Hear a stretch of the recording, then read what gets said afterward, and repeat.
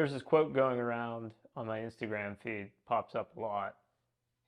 About 100 years from now, you'll be dead, all your possessions will be in some stranger's home, and everyone you know will also be in the ground.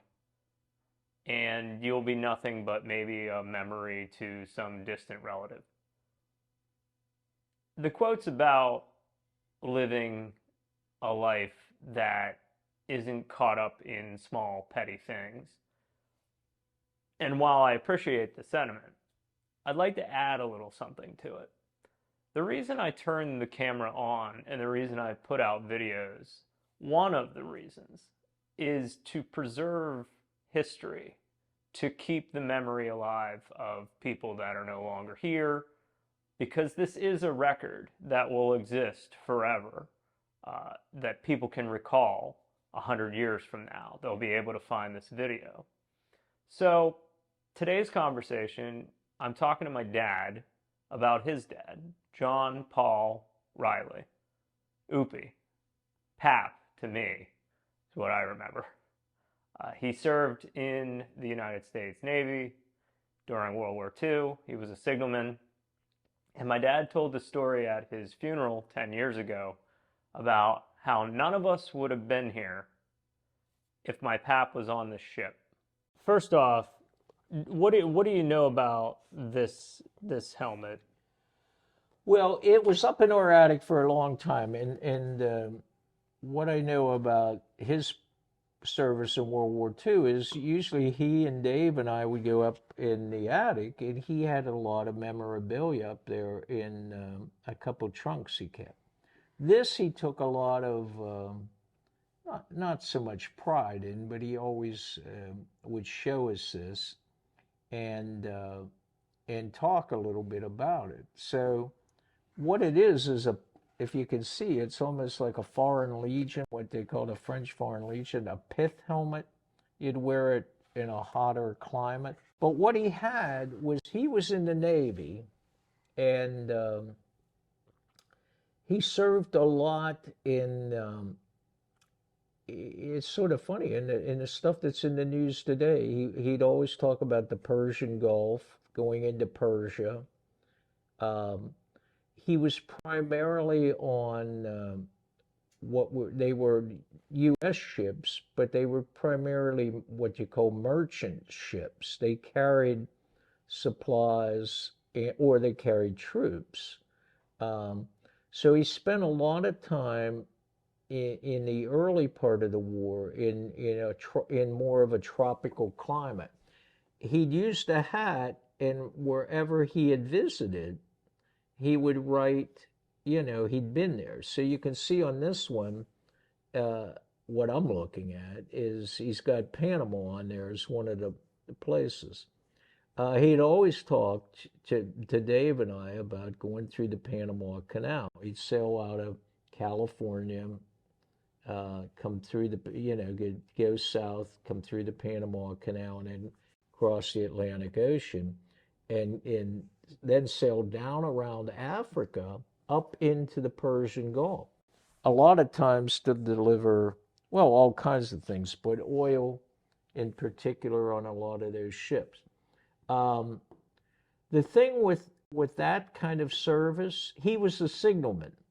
So when he joined the service, I was never quite sure or got a good definitive answer of why he picked the Navy. Because you certainly weren't too in tune with water around Altoona, Pennsylvania, unless it was shallow water. I know he said when he first got in there, he was seasick all the time, crossing the Atlantic. I guess he, like a lot of sailors and soldiers at that time, pretty much rode the rail, throwing up the whole damn way across the Atlantic Ocean. But yes, he was primarily in merchant ships, and if you follow anything about World War II and close to the United States itself, it was that was German U-boats, German submarines, that they feasted That's what they were looking for, um, taking out supply ships. So you were always somewhat in danger and somewhat helpless because merchant ships were not heavily armed to defend themselves. They had some guns, some machine guns, and some cannons on them, but they were protected. He would always talk about the convoys he was in, and naval convoys in those days.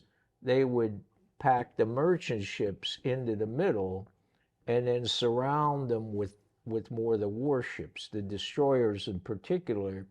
Destroyers were probably your best defense against submarine attack.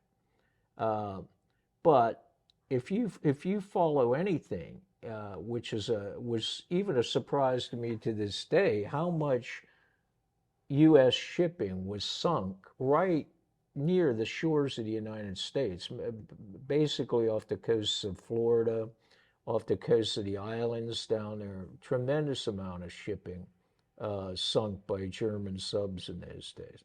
So PAP was primarily in the first couple years in the service in those in more tropical climates, and you can see on his hat he wrote a lot of that.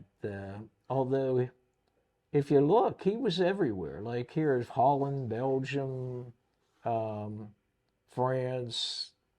A lot of that, though, is Mediterranean. So they'd come back sometimes through the Mediterranean. Here he's got Suez, um, Port Saud, Le Havre.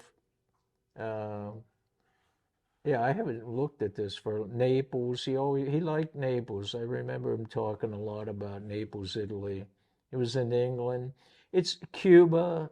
We had a Cuban flag. I remember for a long time that he got when he was down in Cuba. Cuba was independent at that time. It wasn't under the Castros or communists or whatever it is today. So Cuba was a big American place. He liked Cuba, from what I remember. But yeah, he spent a lot. He spent a lot of time in the tropics. That's one of the better stories he ever told me, which is again very factual. He so let's say you're serving in mostly tropical climates. So that's probably why you had a pith helmet. So at that time, uh, Russia and Germany, when World War II first started, they were in an alliance together. They were on the same side. Um, and then Hitler suddenly turned against Russia and invaded Russia and really swept clear up to the gates of Leningrad and Stalingrad, or, you know, was on the verge of kicking the poop out of them. And the Russian winter set in, and the German army stalled and sort of got in a quagmire, and that started the ground war changing. But at the same time, the Americans and the Allies went from uh, having Russia as an adversary to suddenly supplying Russia. Russia was getting the crap kicked out of them by the Germans, and they needed supplies. Well, I guess I don't know if it was the easiest way. I guess it was if you wanted to hit an actual Russian port, because on the south side where Papanem was, you still had all the uh, today the Arab countries in between, Iraq, Iran, that type of thing, before you'd move up to the Soviet Union. So to supply them from the south would have taken a massive amount of overland support. So the idea was, we're going to sell these convoys up the coast of Europe around the top of Sweden, Finland, and dock up there and unload all these goods for Russia up in the northern ports of Europe. Um, so again, if you follow history, I remember seeing this a couple times. That was the plan. And eventually that plan worked out. That was the way we sent goods to the Soviet Union. But the initial shot at that, the initial try to do that was like an unmitigated disaster. Um, German U-boats, German planes were still based. I mean, Germany still controlled most of Europe. It was easy pickings for them to pick off those convoys headed up to Russia along the coast. And the very first one, I forget. I could Google that. It was something like, you know, I don't know. Probably exaggerating. Say they sent 100 ships. It was like three of them made it. Everything else was sunk. Okay. So Pap's down here in the Navy, in the Mediterranean, in Africa, a couple years in the tropics. His ship is assigned to carry supplies on the very first. He's telling me that. He said the very first one were a go. The guy, that my ship's going on that. So again, I guess they did some rudimentary checking or things in those days to make sure everybody was up for this kind of thing. So they examined everybody, and he had spent so much time in the tropics that they ruled him out because his whatever he was. They thought the climate going from the tropics up into those cold temperatures was really going to be a detriment to him. So all they did was hold him out of that first convoy. His ship went, but he wasn't on it, and it was sunk, as most of them were. So, that's always the old thing. That's the difference between us being here today talking about it, and it would have been, it would have been history. He would have been a part of history. That story I remember him telling me a couple times. He told a lot of stories about the convoys and that, and his ship was never torpedoed, but he was on convoys where they took out tankers. He was a signalman, so I don't know whatever happened to them. We had them. He had the flags. He could do all the spelling with the flags, A, B, and Mm-hmm. he'd go up on a crow's nest, I guess. In the daylight, they would use the flags to signal the other ships. At night, he would have to use a light. They do dot dash that Morse code type stuff between the ships. They don't have like radio or anything like Well, that. they did have radio, but it was mostly on those kind of missions. It was all that's don't be talking. Radio silence. Yeah, don't be talking a lot. Gotcha. So it was all signalmen mostly, or I don't know how in depth the information would be, but maybe, it was enough that they'd convey it that way. So he'd have to do that. Now a funny story, knowing Pap, he liked to take naps. He always liked to take a nap, and he said one night he's up there as the signalman, but you just sort of sat up there waiting to give signals. So I guess he fell asleep, uh, and this officer came up and threatened to shoot him for dereliction of duty or something. But I guess he got forgiven when he woke up. Um, do you remember him talking about, I guess, the war ending? Um, a little bit. I'm not. That's a good question. I'm not sure where he was when the war ended. If he was overseas or if he was stateside then. I think I remember him saying it. Like a lot of things, there was a massive amount of guys getting discharged. Not the day it ended, but in the months following, there were a lot of guys, and he probably passed through New York. I think he went into New York City, and they gave him his discharge papers, and I think he said they would pay for your train ride home, or if you had a flight. But most of the guys, I guess, were on trains. So he just took the train back to Altoona from New York City. But I'm not sure on the day it ended, like where he would have been. He was probably, this was more what you'd call the European theater, um, rather than the Pacific. So when the war in Europe ended,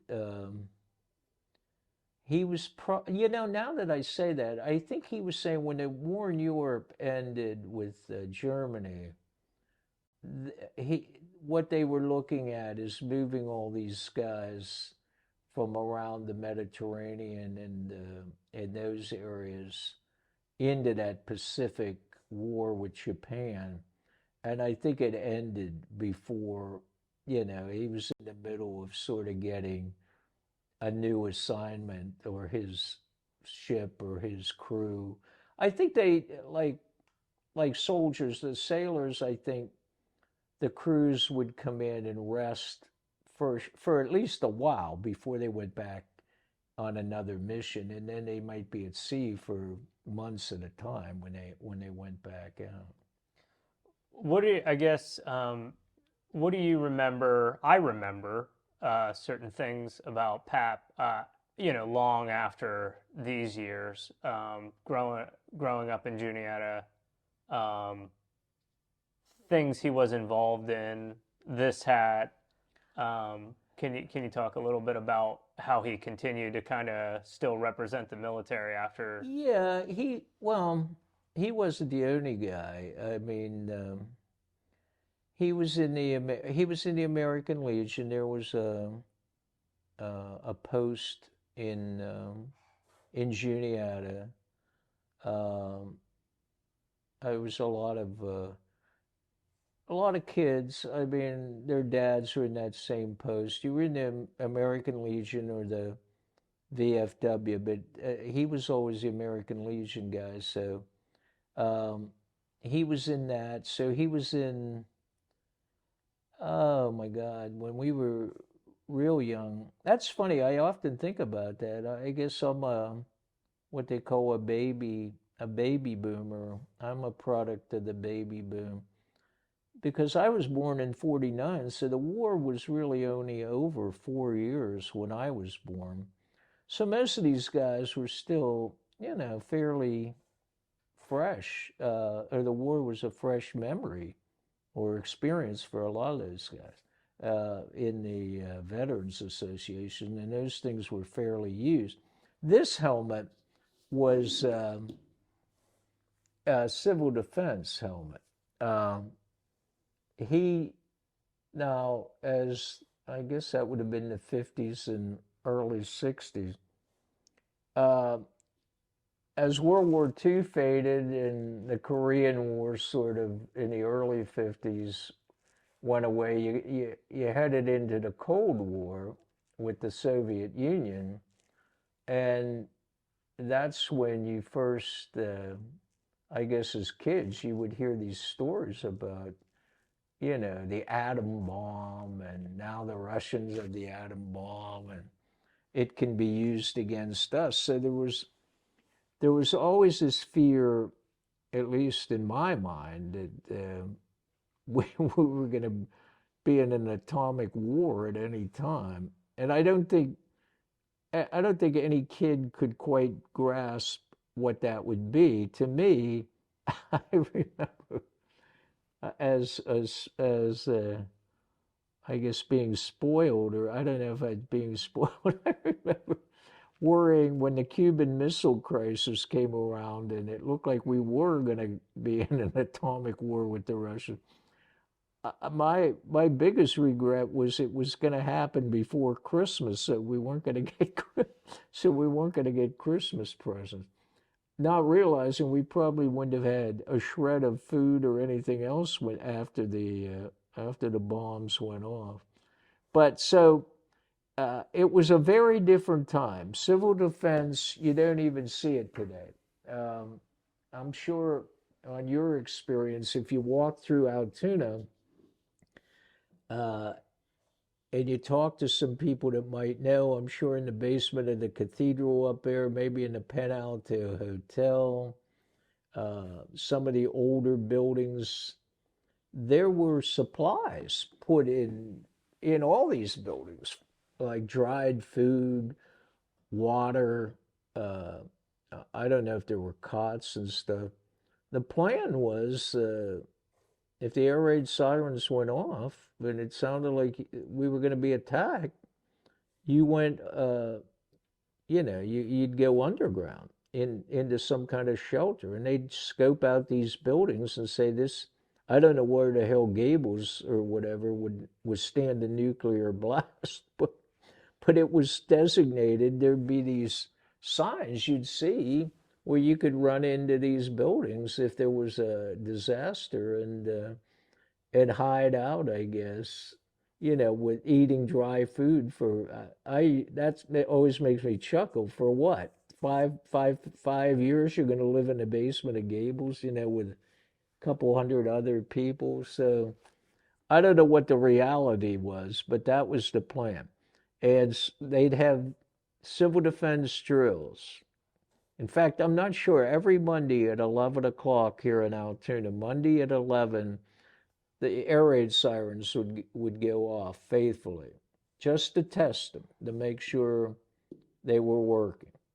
Uh, and then this had civil defense guys like Pap would join this civil defense thing, and he was assigned, I guess, an area in Juniata. They'd probably give you somewhere where you live, and if we were under attack, guys like this would put on their helmet and they had like a little civil defense armband and stuff.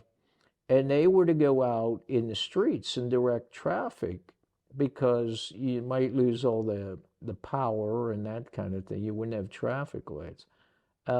So they had actual drills like that when I was a kid. Where the one I remember in particular, most of them were just tests, and every now and then, we were supposed to stay in the house, and Pap would go out and direct traffic or something. But the one time I do remember, they had this massive test for Altoona. Altoona was considered. I don't know if you can Google that, but we would always hear that Altoona was like sixth on the bombing list for the Russians. Altoona, Pennsylvania. It was because of the railroads. It was because of the horseshoe curve, and it would be a strategic area. If you cut off Altoona, you cut off all train transportation. So we were right on their hit list. You can keep going. Yeah. Hmm? Keep going. I just got to So anyway, uh, in this particular test, it was I don't know how old I was. I was maybe starting high school, something like that. But rather than just put off the sirens and do some testing like that, they wanted to test a complete evacuation of Altoona. Complete. So, again, in those days, there were probably at least a third more people. The railroad's still booming, big middle class population. So it was a sign, like the people on the other side of the railroad track would get in their cars and go, I don't know, somewhere up in the mountain. On our side of the railroad track where I live, you were to get in your car and go up to Patton, Pennsylvania, on top of the mountain, on sort of on the Wapsie side of Altoona. So each section of town had an area up in the mountains that they were assigned to go to. And on that day, I remember that we got in our cars and went up the Buckhorn uh, slowly. It was wall to wall cars and drove the whole way up to Patton, Pennsylvania. Now, the good news for us, I don't know where the hell everybody else got to go, but Patton, Patton had a park at that time, a swimming pool and everything. So when we all went up there, you didn't have to stay. You just had to evacuate the city for whatever till I guess they would sound an all clear siren, which was part of the drill. When you heard the all clear, you could come back out.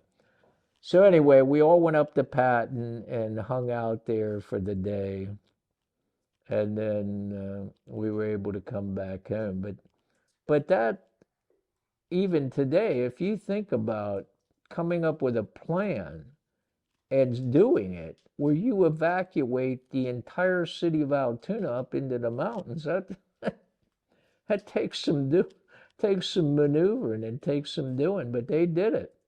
So anyway, he'd have been one of the guys out on the street directing traffic, pointing to the mountain. Where are you going? Up into the mountain. Can you talk a little bit about just him in the Memorial Day parades? Yeah, well, that as part of that American Legion, then uh, the American Legion guys would march for sure in the Memorial Day, the Juniata Memorial Day parade every year. Um, and again, that changed quite a bit over the years. Not so much the parade. Um, it was always basically the the Legion guys would be the first guys coming up the street, and they usually had a drummer to keep cadence or something. Um, and then you had the Keith band. Keith Junior High was on this side of the track, so the Keith Junior High band would do the Juniata parade, and Roosevelt would do the Altoona proper parade. I think they got the Roosevelt and they got Altoona High in that one. But we always got Keith as the band in Juniata. So when Pap first started out in the American Legion, he was, well, like a lot of the guys, uh, he would just he would shoot the gun, he would carry the gun, and they would go to various places. I can name them. They'd have the parade. It would start at the 8th Street Bridge down there, come up 4th Avenue, come up 5th Street to 6th Avenue, make the turn on 6th and go down to 2nd Street, go up 2nd Street to, I don't know, 13th, 14th Avenue, come down a block and come down Broadway, back down Broadway, Juniata, to the Juniata ball field, uh, right there at the bottom of the hill. It was called Brubaker or Juniata ball field. The American Legion actually owned the field. Uh, so I don't know if they leased it out. They just left all the teams play down there. I don't think they made money on it. But anyway, when that first started out, when I was a kid, they would probably, I don't know, there's pictures of the parades. I don't know, they might have had 50 guys marching with guns. Uh, and a couple were flag bearers, and one guy, the commander, I guess, got a sidearm, and he'd be calling out the cadence, and it was amazing. Over the years, those guys just died off till the last two parades my dad was in. He was the only surviving guy of that American Legion post that was still in the parade, but he did he did it. The last 2 years, He'd walk most of the time, but the last at least 2 years, I had to drive him in his car uh, in the parade, and he had to round up a couple other guys. My cousin Tim and another guy down here in Juniata would still come along with the guns, and they'd shoot them and as salutes at the various monuments in town. And the monuments were where the parade would end at Brubaker or Memorial Ball Field, and they'd have a pastor or somebody. That was more of a ceremony. They'd put a wreath on the monument down there and have more of a ceremony. So they do Memorial or Brubaker, then they go up to what was McKinley School, which is now Juniata School, and put something on the monument there. They shot the guns.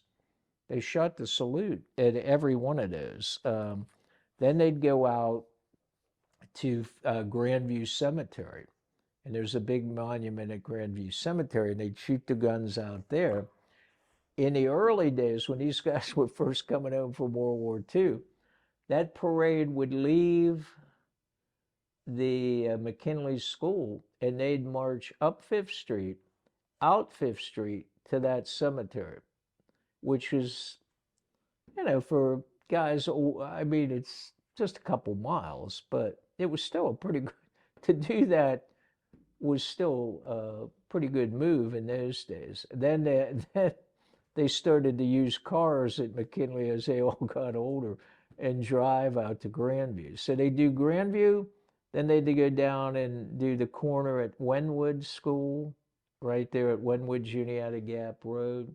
They'd hit that monument and shoot the guns. Then they'd go up to the VFW post in at the top. They're like sort of behind Mama Randazza's now, and that would be the last stop. They'd shoot the guns up there, and then everybody who was in the parade that day could come in for a. They'd have food and stuff that you could get after the parade for everybody that was in it. But yeah, that was a pretty big deal, the American Legion. But he was the last surviving member of that American Legion. Um, when I guess they were trying to, I don't know what the structure was. It certainly was nonprofit, but when they were closing it down or whatever, sort of wrapping up things, Dad had to sign off on donating the ball field, I guess, to the Juniata Civic Association. I think they own it now. So he was the guy who signed off giving them the ball field. The building they had, I'm not sure if they owned that or not. I think it's student apartments now for Penn State, right there on 8th Avenue in Juniata, between 2nd Street. So, but that whole place, which was pretty active with World War II vets, got down to really my dad was the last guy standing on that thing.